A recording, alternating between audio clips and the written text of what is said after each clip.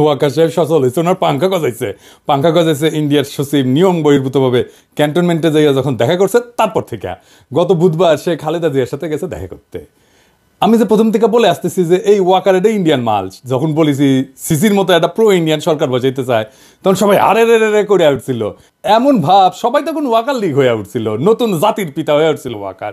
এখন বুঝেছেন তো ওর টিকি কই বান্ধা আছে, যারা তখন সিক্কর মারিছিলেন আপনারা জবাব দিবেন ইন্ডিয়ান ফরেন সেক্রেটারির সাথে কিসের ইটিস পিটিস, তার জবাব আছে নাই। ইন্ডিয়ান ফরেন সেক্রেটারি যে পানি পড়া দিছে তার ভিত্তিতে এখন বাংলাদেশের রাজনীতির ইস্যুগুলো শেপ নিবে, আমি কয়ে রাখলাম লিখে রাখেন। এরই একটা অ্যাসাইনমেন্ট হইতে পারে খালেদা জিয়ার সাথে দেখা করা, ওনার কিছু বোঝানোর চেষ্টা করা। কি কি পানি পড়া দিছে ইন্ডিয়ান ফরেন সেক্রেটারি ওয়াকারে, আসেন সেটা একটু বুঝে দেখি। কি দিছে এটা বলা মুশকিল, এইটা ওয়াকার আর পররাষ্ট্র সচিব বিক্রম মিশ্র জানে, তবে আমরা অনুমান করতে পারি। এক নাম্বার, নতুন কোন রাজনৈতিক শক্তি যেন উত্থিত না হয়, কারণ সেই নতুন রাজনৈতিক শক্তি হবে ইন্ডিয়া বিরোধী। 2 নাম্বার, আওয়ামী লীগকে যেন রাজনীতি করতে দেওয়া হয়। 3 নাম্বার, জামাতকে যেন কোনো স্পেস না দেওয়া হয়। 4 নাম্বার, এইসব কিছুর জন্য যেন 72-এর সংবিধান সমুন্নত থাকে। 5 নাম্বার, নির্বাচন যেন দ্রুত হয়। নির্বাচন দ্রুত না হইলে বিএনপির খবর আছে ধানের শীষের কেউ চিনবে না, চিনবে নাকি টেম্পু স্ট্যান্ড। যাই হোক, এমনিতে বিএনপি আমার উপরে বিলা, আরো বিলা হোক সেটা চাই না। তাইলে যা যা ঘটতেছে রাজনৈতিক মহলে সেই সব এই লাইন বরাবর না। এবার বুঝেছেন তো কাটটিকি কই বান্ধা, ইন্ডিয়া মারিচ্ছে ওইটি থেকে আর লাশ পড়িচ্ছে এইটি। ওয়াকার সাহেব ক্যাঙ্কা জাতির ত্রাণ করতে, এবার বুঝেছেন তো, বুঝছাও। এবার আসেন সংবিধান নিয়ে আলাপ করি। 72-এর সংবিধানের মধ্যে কি পাইছে বিএনপি, এটা রাখাই লাগবি। একটা রিল দেখেছিলাম ফেসবুকে, গুটাইতে গুটাইতে যে মায়ের কাছে এক মাইয়া নিয়ে আসছে, তো কইছে যে এটা আমার বউ, তো মা কচ্ছে কি আছে এর মধ্যে, তো পোলা কয় ওর মধ্যে তো নাতি আছে। দেখেন ও মা, মা হ্যাঁ বলছি আমি বিয়ে করেছি, এইটা তোমার বৌমা। এই মেয়ে হবে আমার বাড়ির বউ? কি আছে এই মেয়ের মধ্যে? ওর মধ্যে তোমার নাতি আছে। ইনকা ওই 72-এর সংবিধানের মধ্যে কি আছে দেখি, কোন ভালোবাসায় বিএনপি কি ঢুকাইছে এর মধ্যে, হাঙ্গারে দেখা দরকার তাই না? আসেন দেখি। বিএনপি 72-এর সংবিধান থাকুক এটা তো চায় তাই না? তো মির্জা আব্বাস কইছে যে ওনার নাকি কষ্ট লাগে এই সংবিধানকে যখন বাদ দেওয়া লাগে। শহীদের রক্তের দিয়ে লেখা যে সংবিধান, সেই সংবিধানকে যখন কবর দেওয়ার কথা বলা হয় তখন কিন্তু আমাদের কষ্ট লাগে। তো মানে দেখি আব্বাস ভাই উনি আবার কইছে কি, আমি পড়ে দেখলাম অনেক মন দিয়া, ভুল কইছে নাকি? কইছে যে আমি 72 সালের সংবিধানের সমর্থক নই, আমি 71 সালের সংবিধানের মুক্তিযুদ্ধের রক্তের সমর্থক। মানে কি, বাংলাটাও তো ঠিক মতো কই ব্যাপারের নাই। মানে দেখি আব্বাস ভাই 71 সালের সংবিধান কোনটা? আওলাই গেলে হবে, এখন ক্ষমতা নাই যেতে যেতে। আর কইছে যে মুক্তিযুদ্ধ হয়েছিল বলে এই সংবিধানে যদি খারাপ কিছু থাকে নিশ্চয়ই সেটা বাতিলযোগ্য। ওই সংবিধানে যদি খারাপ কিছু থাকে নিশ্চয়ই সেটা বাতিলযোগ্য। তো আব্বাস ভাই কি খারাপ জিনিস আছে সংবিধানে? আপনি তো কইছেন যদি থাকে, তাহলে কি খারাপ জিনিস আছে সেটা বলেন, কি বাতিল করবেন সেটা বলেন। আমরা তো মনে করি 1 মণ সংবিধান, দুধের মধ্যে 1 ফোঁটা সোনা পড়েছে, পুরাটাই নষ্ট। তা আপনি বাদ দিবেন কি? পুরাটাই তো নষ্ট। একটা রাজনৈতিক দল হিসেবে আপনাদের তো বলতে হবে সংবিধানে খারাপ কি আছে। বলছেন কখনো? বলেন নাই। ওইটুকু কাজ তো করবেন না। ওই কাজ করার না আছে হ্যাডম, না আছে ইচ্ছা। সংবিধান সম্পর্কে আপনাদের ক্রিটিক্যাল পজিশন কি? নাই তো। তাই আপনারা এটা বদলাবেন না। অবশ্য ক্ষমতা গেলে বদলানোর মতো সংখ্যাগরিষ্ঠতা আপনাদের থাকবে না, লিখে রাখেন, কয়ে দিলাম আজকে। না না, আমাদের বদ্ধ আপনার আর কি, আপনারা প্রত্যেকদিন নিশ্চিত করিচ্ছেন যে আপনাদের ভোট কমে। আপনাদের ভোটের মুরগি আপনি লেজে কাটবেন না গলায় কাটবেন সেটা আপনাদের ব্যাপার, কিন্তু আপনাদের বলতে হবে আপনারা কি বদলাবেন সংবিধানের। না বললে নির্বাচনে যাইতে পারবেন না। নির্বাচনে যাইয়া দেখেন কোন কিসিমের সমালোচনা শুনেন আমাদের কাছ থেকে টের পাইবেন, তখন ভাইবেন না আপনাদের ভোট দেওয়ার জন্য বসে আছে সবাই। না, ওই দিন বাগে খাইছে। কেন আপনাদের ভোট ব্যাংক বাগে খাইতেছে সেটা আমি আলাপ করবনি, দেখাই দিমুনি কেন আপনার ভোট ব্যাংক বাগে খাইতেছে। খুব মনে করেন যে মার্কা দেখে চাপ্পা দিবে, ওই দিন গেছে। আজ আমার আলাপ শুধু সংবিধান নিয়ে। আবার রিজিভ ভাই কইছে যে সংবিধান বাতিল মানে নাকি মুক্তিযুদ্ধকে অস্বীকার করা। উনি কাইন্দে শেষ মুজিবের ছবি কেন নামানো হয়েছে দেখেন। শেখ মুজিবের ছবি নামানোটা উচিত হয়নি। খন্দকার মোস্তাক নামিয়েছিলেন, জিয়াউর রহমান তুলেছিলেন। ইতিহাস আপনার নির্ধারণ করবে, বিচার করবে। তো সেই বিচারের ভার থাকলো, জনগণ বিচার করবে। কিন্তু আমাদের জাতীয় জীবনের, জাতীয় ইতিহাসের আন্দোলনে যার যতটুকু অবদান সেটা স্বীকার করা হোক। আমরা আওয়ামী লীগের মতো সংকীর্ণ নই, আমরা ছোট মনের প্রচার দেব না। এই জন্যই বলছি শেখ মুজিবের ছবি নামানোটা উচিত হয়নি। তো বাঘের পিছে যেমন ফেউ থাকে না, তেমনি বাংলাদেশের সরকারি দলের পিছে একটা গৃহপালিত বিরোধী দল থাকে। এটা এরশাদ শুরু করেছিল, এরশাদের ছিল আসামর রব, হাসিনার ছিল জাতীয় পার্টি, আর ক্ষমতায় যাইতে না যাইতে গৃহপালিত বিরোধী দল ইলেক্ট করে ফেলছে ওই বিএনপি, নূর সাকি এদেরকে দিয়া। এদের নমিনেশন আগেই কনফার্ম করেছে, দেখেন নিজের দলের নমিনেশনের খবর নাই, ওই জোট সঙ্গীর নমিনেশন কনফার্ম করেছে 6 নেতার। হ্যাঁ, তো এই গৃহপালিত বিরোধী দলের এক নেতা নূর অলরেডি আওয়াজ দিতেছে তারা 72-এর সংবিধান বাতিল চায় না। বাকিরাও কবে, একটু ওয়েট করেন, এই 6 ক্যান্ডিডেটের জামানত বাজেয়াপ্ত হওয়ার চান্স আছে বলে আমি কয়ে দিলাম, এখনই কয়ে দিলাম, বুঝছাও। আর যদি বঞ্চিত ক্যান্ডিডেট, বিএনপির যদি বঞ্চিত ক্যান্ডিডেট থাকবি না ওটি, ও যদি নাগরিক কমিটি বা জামাত ক্যান্ডিডেট করে, তাহলে এই 6 জনের এমপি হওয়ার কায়েসের কলে চারা। যাই হোক, আজকে আমার আলাপ বাংলাদেশের সংবিধান নিয়ে, ওই আলাপ পরে আসলে বিএনপি সংবিধান ঠিক মতো পড়িছে আমার সন্দেহ আছে। আসেন না দেখি কি সংবিধানের মধ্যে কি আছে, কি ঢুকে রাখিছে। 1956 সালে পাকিস্তানের সংবিধানের একটা আলোচনা হইতেছিল, সেইখানে যেই সমস্ত ধারার সমালোচনা করেছিল আওয়ামী লীগ, সেগুলো 72-এর সংবিধানে ঢুকে দিছে। কেন আওয়ামী লীগ তখন সমালোচনা করেছিল কেন? কারণ ওই শাসনতন্ত্রটা তৈরি করা হয়েছিল আইয়ুব খানকে সামনে রেখা। আইয়ুব খান যেন একটা এক নায়ক হইয়া উঠতে পারে, সেটা সবকিছু ওই শাসনতন্ত্র ছিল পাকিস্তানের। তো পরে যখন বাংলাদেশ এলো, তখন যে থাকবে ক্ষমতা, সে যেন এক নায়ক হইয়া উঠতে পারে, সেই জন্য যা যা কিছু ছিল আইয়ুব খান ঢুকাইছিল, সবকিছু ঢুকাইছে। পাকিস্তানের ওই শাসনতন্ত্রে যে যে ক্ষমতা দেওয়া হয়েছিল না আইয়ুব খানকে, বাংলাদেশের এই 72-এর সংবিধানে প্রধানমন্ত্রীকে সে একই রকম ক্ষমতা দেওয়া হয়েছে। আপনি তো জানেন যে এমপি ইলেকশন হয়ে আসে 300টা সিট থেকে, কিন্তু এই এমপি কি কেন স্বাধীনভাবে কোনো আলাপ করতে পারে, সিদ্ধান্ত নিতে পারে, মতামত দিতে পারে না? দলের ডিসিশনের বাইরে গেলে সদস্যপদ বাতিল হয়ে যায়। মানে হাসিনা যেটা চাইবে, বা সংসদের নেতা যেটা চাইবে, বা ভবিষ্যৎ দলের নেতা যেটা চাইবে, সেখানে এমপিদের ভোট দিতে হবে। তাহলে আলাদা আলাদা এমপি থেকে লাভ কি, তাই না? দলের সিদ্ধান্তের বাইরে যদি ভোটই দিতে না পারে, তাহলে আলাদা আলাদাভাবে ভোট করার তো দরকার নাই। 300 জন আলাদা লোকের তো দরকার নেই, একজন থাকলেই হয়তো, তাই না? এই সংবিধানে মিশামিশি মেলা কথা লেখা আছে, কথা দিয়ে ভরে রেখেছে আর কি। লিখেছে প্রজাতন্ত্রের সকল ক্ষমতার মালিক নাকি জনগণ। বাপরে, তার মানে আমি আপনি জনগণ, তা আমি আপনার মালিক তো, তাই না? হ্যাঁ, তো লিখেছে কি? লিখেছে প্রজাতন্ত্রের সকল ক্ষমতার মালিক জনগণ। এটা দিয়া কিন্তু শেষ না, এরপরে বাক্যটা একটা সেমিকলন চিহ্ন দিয়া আবার ঘোষণা করছে যে এই ক্ষমতা কেবল সংবিধানের অধীনে ও কর্তৃত্বে কার্যকর হইবে। তাইলে প্রশ্ন যেটা স্বাভাবিকভাবে আসে সেটা হইতেছে যে সংবিধান জনগণের যে ক্ষমতা, এটা কাদের, কিভাবে প্রয়োগের দায়িত্বটা দিছে কাকে? এই ক্ষমতা কেবল সংবিধানের অধীনে ও কর্তৃত্বে কার্যকর হবে। তার মানে কি? তার মানে এই ক্ষমতাটা প্রয়োগের দায়িত্ব কারে দিছে, বুঝছেন? এই ক্ষমতা প্রয়োগের মালিক হইতেছে প্রধানমন্ত্রী। আপনি মালিক, কিন্তু প্রয়োগ করবে প্রধানমন্ত্রী, মানে বুঝেছেন তো? মালিক আপনি, কিন্তু মালিকের ক্ষমতা প্রধানমন্ত্রী। তো এই কাগজের মালিক হওয়া কাম কি, লাভ কি? বাড়ির মালিক আপনি, কিন্তু এই বাড়ির থেকে পাশের বাড়ির মুখলেস, তো এই বাড়ি থেকে আপনার লাভ কি? ভোট দেওয়ার অধিকার ছাড়া ক্ষমতা প্রয়োগের কোনো বিধান এই সংবিধানে কোথাও আপনি খুঁজে পাবেন না। তাও এই সামান্য অধিকারটাও কেড়ে নেওয়া হয়। তার ফলে সংবিধানে যাই লেখা থাকুক, মালিক বলুক যাই করুক, জনগণ আখেরে দাস হইয়া যায় রাজনৈতিক দলের। এবার আসেন রাষ্ট্রপতির ভূমিকা নিয়ে কথা বলি। সংবিধানে যে রাষ্ট্রপতি বিষয়ক অনুচ্ছেদ আছে না, ওইখানে বলা আছে যে কেবল প্রধানমন্ত্রী নিয়োগের ক্ষেত্র ব্যতীত রাষ্ট্রপতি অন্য সকল দায়িত্ব পালনে প্রধানমন্ত্রীর পরামর্শ অনুযায়ী কার্য করিবেন। তবে শর্ত থাকে যে প্রধানমন্ত্রী রাষ্ট্রপতিকে আদৌ কোনো পরামর্শ দান করিয়াছেন কিনা, এবং করিয়া থাকলে কি পরামর্শ দান করিয়াছেন, কোনো আদালত সেই সম্পর্কে কোনো প্রশ্নের তদন্ত করিতে পারিবে না।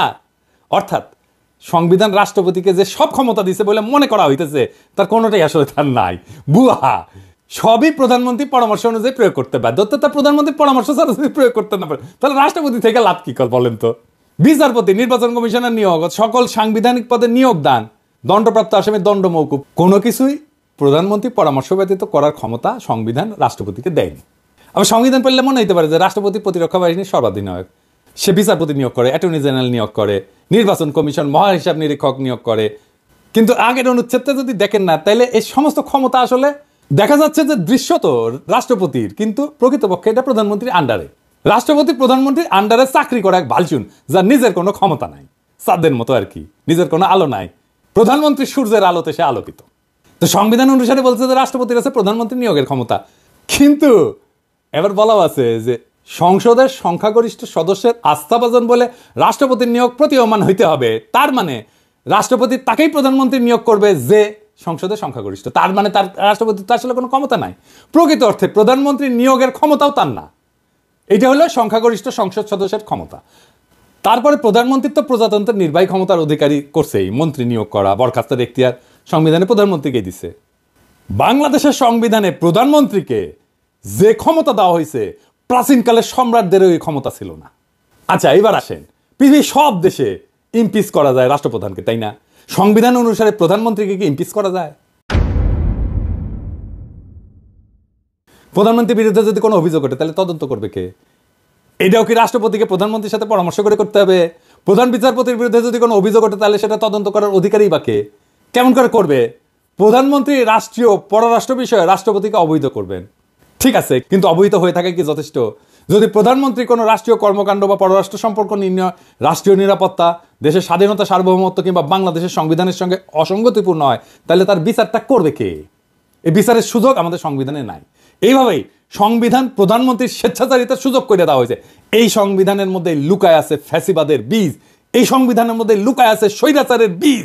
ওই যে বলছি না, এর মধ্যে কি আছে? এইটাই আছে, ওইটাই বিএনপির পছন্দ। ও বিএনপি ওই আর একটা স্বৈরাচার হয়ে উঠতে চায়। এই যে আভ্যন্তরীণ রাজনীতি, অর্থনীতি, আইন শৃঙ্খলা পরিস্থিতিতে বিশৃঙ্খলা, অরাজকতা, এমনকি দেশদ্রোহিতা করছে যে হাসিনা, এর জন্য হাসিনাকে দায়ী, দোষী সাব্যস্ত করা, বিচার করার সাংবিধানিক সুযোগ সংবিধানে নাই। বুঝছাও? বিশ্বের সবচেয়ে ক্ষমতাধর ব্যক্তিকে, মার্কিন প্রেসিডেন্ট, তাই না, তারই ইমপিচ করা যায়। আর আমাদের সংবিধান এমন যে প্রধানমন্ত্রীকে ইমপিচ করা তো দূরে থাক, সাংবিধানিকভাবে তার কাছে জবাবদিহিতা চাওয়ার এবং আদায় করার কোনো সুযোগ নাই, ব্যবস্থাও নাই। এই জন্যই এই সংবিধান, ৭২-এর সংবিধান এত পছন্দ বিএনপির। বুঝছাও? এইবার আসেন দেখি যে রাষ্ট্র তার ঘোষিত নীতির উল্টা নীতিও এই সংবিধানের বলে বাস্তবায়ন করতে পারে। কেমনে? আসেন দেখি। সংবিধানে রাষ্ট্র পরিচালনার মূলনীতি লেখা আছে। তো একটা মূলনীতির তো একটা অংশ রাজনৈতিক, আমরা জানি, এবং একটা অংশ অর্থনৈতিক। রাষ্ট্র যে রাজনৈতিক এবং অর্থনৈতিক লক্ষ্য নির্ধারণ করছে, তার বাস্তবায়ন আদালতের এখতিয়ারের বাইরে রাখা হয়েছে। এই নিয়ে যদি কোনো প্রশ্ন নাও তোলা হয়, আর যদি রাষ্ট্র যদি তার ঘোষিত নীতির বিপরীতে কোনো নীতি বাস্তবায়ন করতে যায়, তাহলে সেটা আদালতে যায় বন্ধ করা যাবে না। যেমন ধরেন, আমাদের রাষ্ট্রীয় মূলনীতিতে স্বাস্থ্যকে, চিকিৎসাকে একটা মৌলিক অধিকার হিসেবে বর্ণনা করা হয়েছে। এখন আপনি যদি চিকিৎসা না পান, চিকিৎসা দিতে যদি না পারে, আপনি কি আদালতে যে মামলা করে দিতে পারবেন রাষ্ট্রের বিরুদ্ধে, সরকারের বিরুদ্ধে? পারবেন না। তো তাইলে মৌলিক অধিকার থেকে লাভ কি? এই সংসদকে 2/3 ভোটে সংবিধানের সব কিছু পরিবর্তন, স্থগিত, এটার ক্ষমতা দেওয়া হয়েছে। যেটা এমনকি মূলনীতি হইলেও, সংবিধানের মূলনীতি হইলেও, রাষ্ট্রীয় মূলনীতি হইলেও, সেটা মৌলিক অধিকার হইলেও, এমন যে কোনো কিছু হিসেবে স্থগিত করে দিতে পারে, নষ্ট করে দিতে পারে।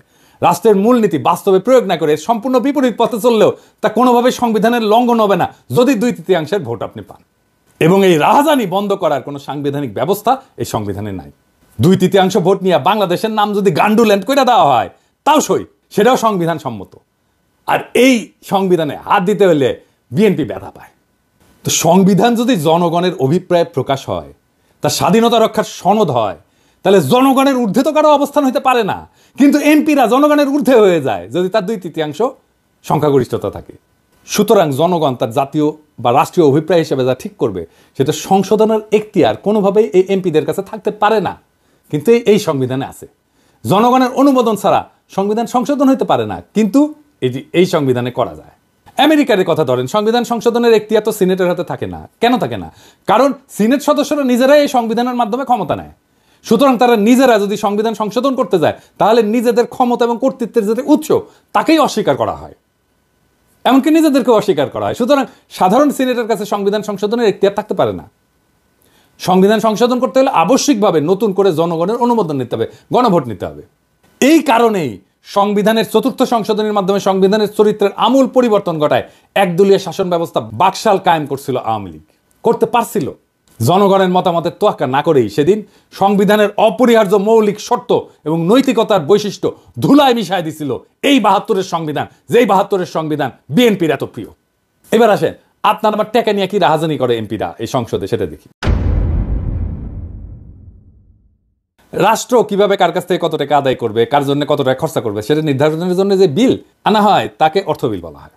এই অর্থবিল সম্পর্কে আদালতে প্রশ্ন উত্থাপন করা যাবে না। রাষ্ট্রের অর্থ যে কোনোভাবে খরচা করলে, আত্মসাৎ করলে, লুণ্ঠন করলেও জনগণের পক্ষ থেকে কোনো প্রশ্ন তোলার এতটুকু অবকাশ সেখানে নাই। আপনার বালিশ যদি 1 লাখ টাকায় কেনা হয় আর সেটা যদি অর্থবিলে অন্তর্ভুক্ত থাকে, এটা নিয়ে দুদক কিছু করতে পারবে না। এবার বুঝেছেন তো কেন একটাও দুর্নীতির মামলা করা যায় নাই হাসিনার দলের লোকেদের বিরুদ্ধে, হাসিনার বিরুদ্ধে? এই জন্যেই এই সংবিধান বহাল রাখা হাসিনার দুর্নীতির বিচার করতেই পারবেন না। এই জন্যই চাইছিলাম এই সংবিধান ছুঁড়ে ফেলে দিতে, যেই সংবিধান বিএনপির এত প্রিয়।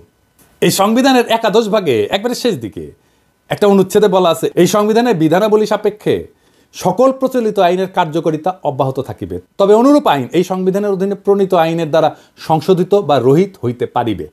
এর মানে হইতেছে পাকিস্তান আমলে যে সমস্ত আইন বিধিবিধান জারি ছিল তা ছিল ব্রিটিশদের পরিত্যক্ত, তাই দুইবার স্বাধীনতার পরেও দাড়ি কমা সমেত বাংলাদেশে জারি করা হইল সেই সমস্ত আইন। সংবিধানে যেখানে মৌলিক অধিকারসমূহের বিবরণ দেওয়া হয়েছে সেই অধিকারসমূহে আইন অনুযায়ী বা আইনের বিধান সাপেক্ষে বা জনস্বার্থে প্রচলিত আইনের বিধিনিষেধ সাপেক্ষে ইত্যাদি শব্দ ব্যবহার করে পঙ্গু করে দেওয়া হয়েছে। একটা উদাহরণ দিই, ভাষার মারপ্যাচ দিয়া কেমনি আমাদের অধিকারের আছে। সংবিধানে বলা হয়েছে আইন অনুযায়ী ব্যতীত জীবন ও ব্যক্তি স্বাধীনতা হইতে কোনো ব্যক্তিকে বঞ্চিত করা যাইবে না। তার অর্থ দাঁড়ায় আইনের মাধ্যমে ছাড়া কোনো ব্যক্তিকে জীবন ও ব্যক্তি স্বাধীনতা হইতে বঞ্চিত করা যাবে না, অর্থাৎ আইন নির্ধারিত পদ্ধতিতে করা যাবে, তাই না? এই জন্যই পরবর্তী সময়ে যে বিচার বহির্ভূত হত্যা ক্রসফায়ার নামে যেটা কুখ্যাত তার মতো বর্বর ব্যবস্থা সংবিধান সম্মত হয়ে গেছে, কারণ দেখানো যায় ক্রসফায়ারও আইনসম্মত। আপনি কি দেখেছেন এতগুলো ক্রসফায়ার হয়েছে, এর বিচার কেন হইল না? বুঝেছেন তো, বিএনপি সেইটার বেনিফিট নিবে।